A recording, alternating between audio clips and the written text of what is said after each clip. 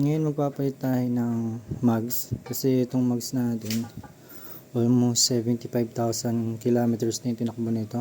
So minita tayo ngayon sa marketplace. Nagabang lang tayo ng mga binibentang mags dun sa marketplace. So ito galing to sa Sniper 155. Sabi ni seller same lang naman daw yung yung mags ng Sniper 150. Ito yung version 1 pa, yung 2016 model. Tapos ito yung Sniper 155. Ito yung para sa Sniper 155. So, chinek ko sa online, Google, same lang daw yung mags. So, kaya ito yung kinuha ko. So, mura lang to na benta ni seller. Pwede na rin. 40 kilometers yung tinakbo bago palitan yung mags niya. So, nagabang-abang lang tayo. Yun. Naka-jackpot tayo kahit pa paano. So, stock. Pan kasi ako ng stock kapag mga ganito mga gulong, ganyan. So, parang okay yung stock. So, ang ginawa ko lang, tinanggal ko na yung disc. Yan, tinanggal ko na yung disc dito. Tapos yung rubber na nakalagay dito. So, yun. Pati dito, tinanggal ko na rin yung disc sa rear. Yan. Tapos mamaya, sasalpak natin kapag nakabit na yung gulong. Itong gulong na to, bago pa to eh. Yan. Tapos ito, bago-bago pa rin yan, kaya ipapalagay natin. So, yun guys.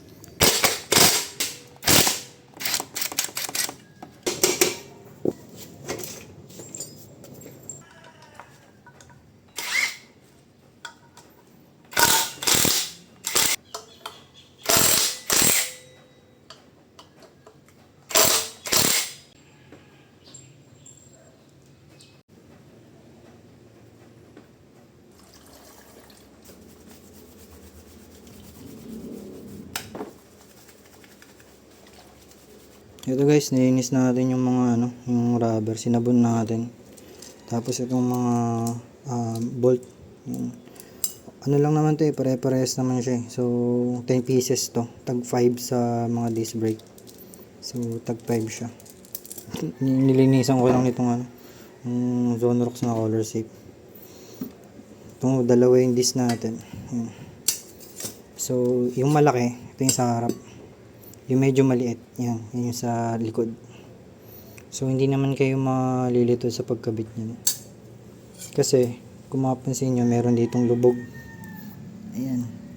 So dito dapat yung tatama sa bolt na yan. So pag nilagay nyo, yan, sakto yan. So yan. So para hindi ako malito, kumuha lang ako ng papel. Tapos dinivide ko lang sa apat. Itong nilagyan ko ng front, tapos rear, tapos this side. So ito, tinanggal ko to sa side ng disc, pati ito naman yung sa likod. Ito yung sa harap, pero dun sa kabilang side. Tinanggal muna natin dito sa DIY na patungan na upuan. Galing lang to sa pinagpalitan na disc brake, tapos nilagyan lang ng bakal, welding lang. Tapos pinwesto muna natin yung dalawang shock. So yung ginamit natin guys, gumamit tayo nitong impact ng rein. So yan, meron lang itong adapter and para dun sa allen na bolt. Tapos meron din ditong dalawang screwdriver na flat.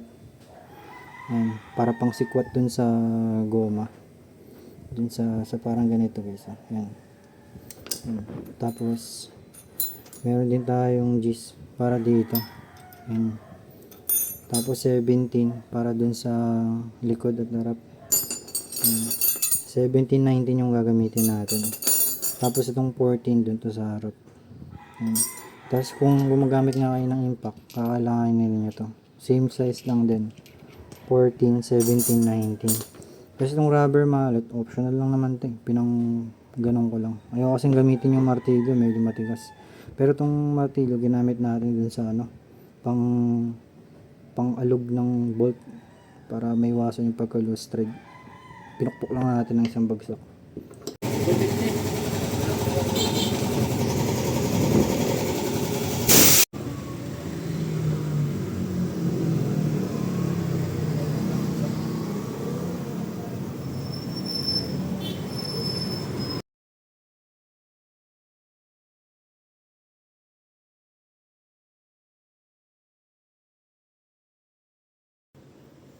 So yun guys, update. Medyo ginabi na tayo.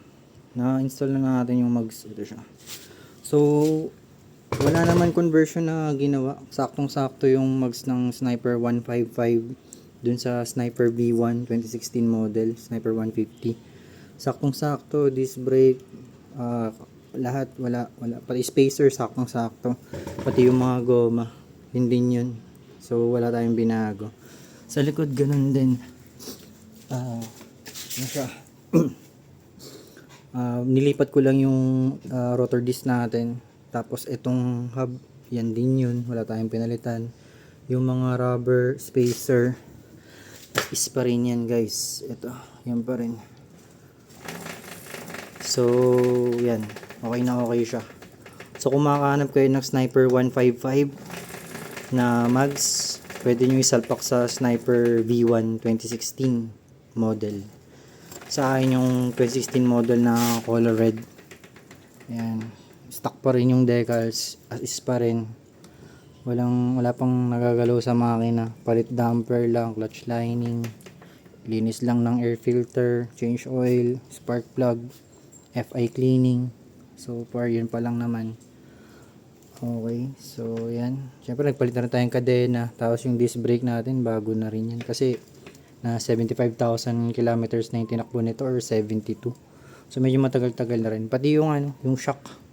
Nagpalit na rin tayo ng rear shock. Pero yung shock natin sa harap, assist pa rin yan. Yung pa rin yung natin. So wala tayong ginawang conversion sa Sniper 150. Kung sasalpak nyo yung Sniper 155 na mags, assist lang lahat. Okay, wala tayong gagalawin.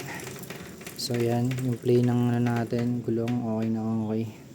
So yan guys, thank you.